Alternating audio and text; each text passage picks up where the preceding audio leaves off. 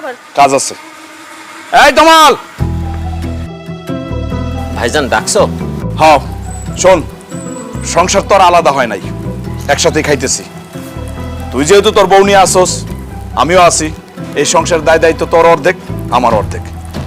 এখন বাজার করতে যাইতেছি, বাজারের অর্ধেক টাকা তুই দিবি, অর্ধেক আমি দিব। দে বাজারে টাকা দে। ভাইজান তুমি এত বছর বিদেশ ছিলা, তুমি ওইখান থেকে টাকা পয়সা পাঠাইছো, সেই টাকা দিয়ে আমাকে সংসার চলছে, ওই টাকা দিয়ে আমরা খাইছি পড়ছি। বিয়ার পরেও আমার বউরে নিয়ে তোমার সংসারেই ছিলাম, তোমার সংসারেই খাইছি ফিরছি ঘুরছি। ভাইজান আমি তো বেকার, আমি কোনো ইনকাম করি না, আমার কাছে তো কোনো টাকা পয়সা নাই। না না না, এইসব কথা বললে তুই না।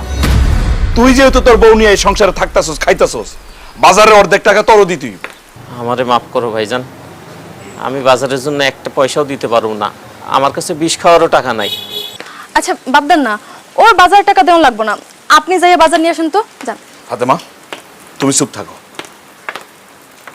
আম্মা, আব্বা, আব্বা এদিকে আসেন। কিরে জামিল, ডাকছ? আব্বা, আপনার ছোট বোলার কাছে আমি বাজারে টাকা চাইছি, বলছি তুই যেহেতু এই সংসারে আসস, বাজারের অর্ধেক টাকা তুই দে, সে নাকি দিতে পারবো না। আব্বা আমার সাফ কথা, আমি ইনকাম করবো, আর সেই ইনকামের টাকা দিয়ে আপনার ছোট বলার বউ পয়সা পয়সা খাইবো, এটা হইতে পারে না। সেজন্য বলতেছি সংসার আলাদা করে দেন। আপনার ছোট বলার বউ নিয়ে থাকবো, আমি আমার বউ নিয়ে থাকবো, এটাই সাফ কথা। এটা তুই কি করতেছিস বাবা? এতদিন ধরে আমরা সবাই মিলামিশা থাকতেছি, এর মধ্যে তুই তোর ছোট ভাই আলাদা করে দিবি? মা, এই কথাটা তুমি ভুল বললা। এতদিন হয়তো তোমরা সবাই মিলামিশা ছিলা, আমি কিন্তু ছিলাম না, আমি প্রবাসে আলাদাই ছিলাম। যাই হোক, আমার সাফ কথা, সংসার আলাদা হইব, তমালের বউ নিয়ে থাকবো, আমি আমার বউ নিয়ে থাকবো।